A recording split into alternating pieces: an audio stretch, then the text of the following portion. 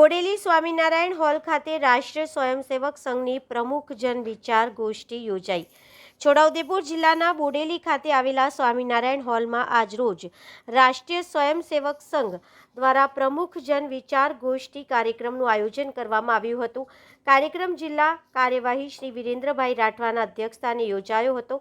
કાર્યક્રમની શરૂઆત ભારતીય સંસ્કૃતિ અને પરંપરા અનુસાર દીપ પ્રાગટ્ય કરીને કરવામાં આવી હતી।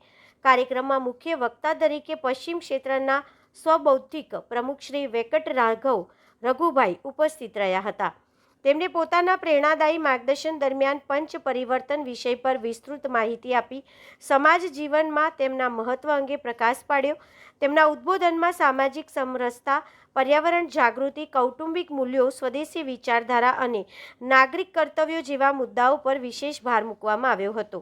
આ કાર્યક્રમમાં બોડેલી તથા આસપાસના વિસ્તારોમાંથી મોટી સંખ્યામાં વડીલો, યુવાનો અને બહેનો ઉત્સાહભેર ઉપસ્થિત રહ્યા હતા, જેના કારણે સમગ્ર કાર્યક્રમ રાષ્ટ્રભાવના અને સામાજિક જાગૃતિના વાતાવરણમાં સંપન્ન થયો હતો। Bureau report Virendrasinh Desai, Bodeli, Chhota Udepur.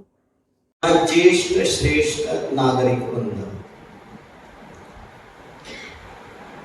આજે સંઘને જ્યારે 100 વર્ષ પૂર્ણ થાય છે ત્યારે દેશભરમાં આ પ્રકારના કાર્યક્રમો થઈ રહ્યા છે।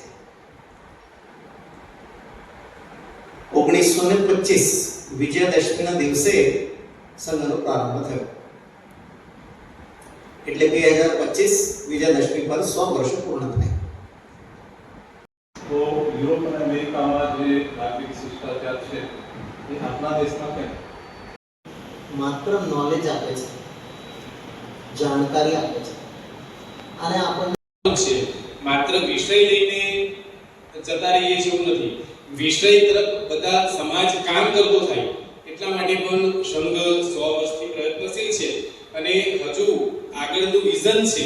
એટલા માટે જ આજે આ પ્રમુખ વિચારજન ગોષ્ઠીનો વિચાર રજૂ કર્યો અને એમાં પાઈજેતપુર, કદવાલ, કલારાની, બોડેલી નગર, બોડેલી તાલુકો, કોસિન્દ્રા અને સરખેડા આટલા તાલુકામાંથી પ્રમુખ લોકો અત્રે ઉપસ્થિત થયા છે।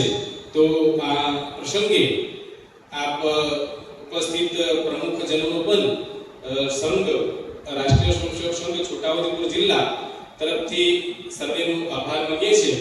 રઘુભાઈ દ્વારા અમને ઘણું બધું જાણવા મળ્યું છે।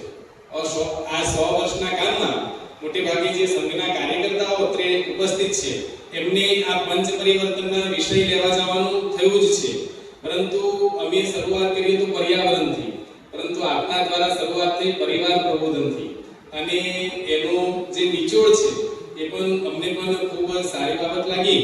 અમને પણ અમારા ચિંતનમાં આ વિષયને હવે પછીના સમયમાં લઈ જવામાં આપનું વક્તવ્ય ચોક્કસ મદદરૂપ બનવાનું છે। આ